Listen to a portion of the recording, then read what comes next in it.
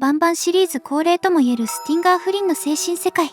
本編とは切り離された世界線のように描かれた、あまりにもカオスな内容であり、キャプテン・フィドルズが確認できる世界でもあります。これまでの考察では、この精神世界はスティンガー・フリンの理想とする夢の世界であり、現実ではないという仮説を立てていました。しかしこの説では、空飛ぶラマンバやチューチューチャールズといった存在が単なるネタなのか、それとも意味を持ったカオスなのか、その線引きを説明しきれていませんでした。ですが、視点を変えてみることで、この精神世界の本当の正体を説明できる可能性が見えてきました。前回の動画でも触れた通り、今回は自作バンバン9ラストチケットトゥージアビスのメインテーマと考えられるアビスの歪んだ世界とフリンの精神世界がどのようにつながるのかについて考察していきます。アビスとは、これまでに判明しているアビスの情報として論理が通用しない場所であると説明されていること、シリンジョンがアビスについての入門書を執筆していることなどが挙げられます。つまりアビスとは実在している場所であり、到達可能な領域であると考えられます。シティンジョンのさらに地下に存在する空間であることや、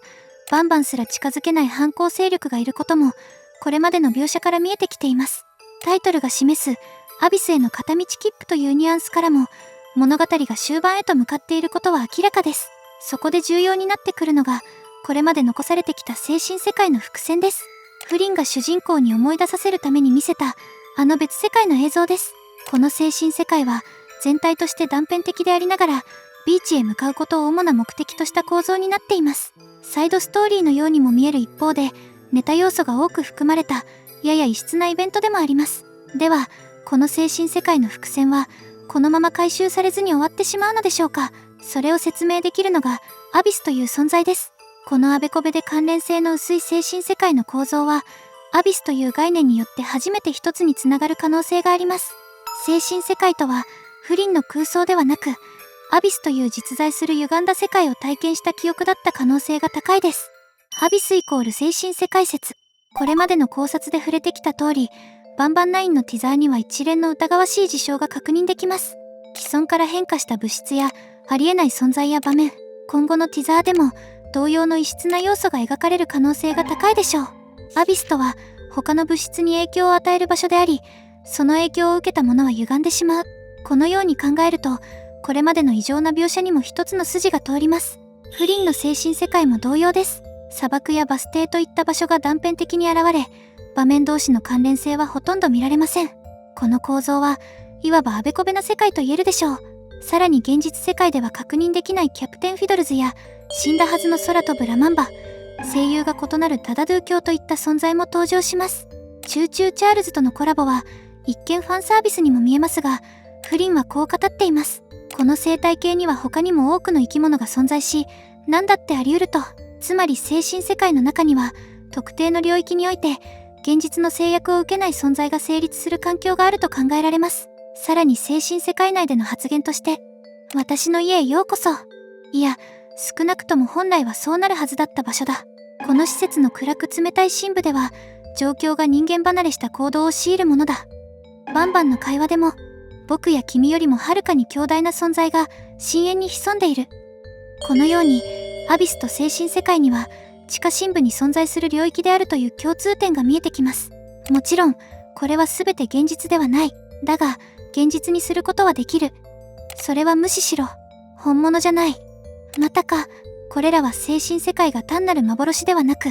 現実と地続きの性質を持つことを示唆している可能性があります。こうした要素を踏まえると、精神世界に見られるカオスな構造は、アビスという概念によって説明できる可能性が高いです。さらにフリンは、シリンジョンよりも高い知性を持ち、傍若による洗脳にも耐性がある個体であることが分かっています。この特性を考えると、フリンはアビスの歪みの影響を受けずに、帰還した存在である可能性も見えてきます。主人公に思い出させるために見せた精神世界は、単なる空想ではなく、過去に体験した出来事の再現と捉える方が自然です。ビーチにたどり着くという構造そのものが、歪んだ世界からの脱出、つまりアビスからの生還を象徴している可能性があります。主人公はアビス帰還者。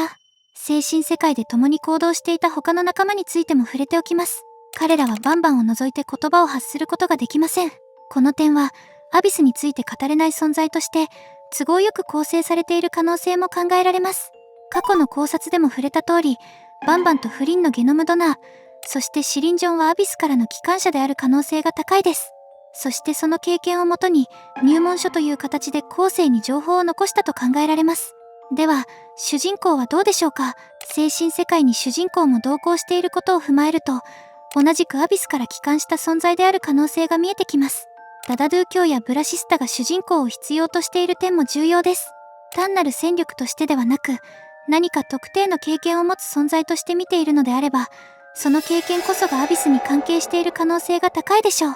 このように考えると、主人公もまたアビスから生還した人物であると捉えることができます。ティザーに映し出されている歪んだ世界も、アビスから漏れ出した影響によって変質した空間なのかもしれません。まるで、アリスが不思議の国に迷い込んだかのように、現実の法則が通用しない世界です。もしこの仮説が正しければ、これから描かれるアビスとは未知の場所ではなく、すでに一度踏み入れてしまっている領域である可能性も見えてきます。今後のティザーの展開にも注目です。この動画が面白いと感じた方は、チャンネル登録と高評価をよろしくお願いします。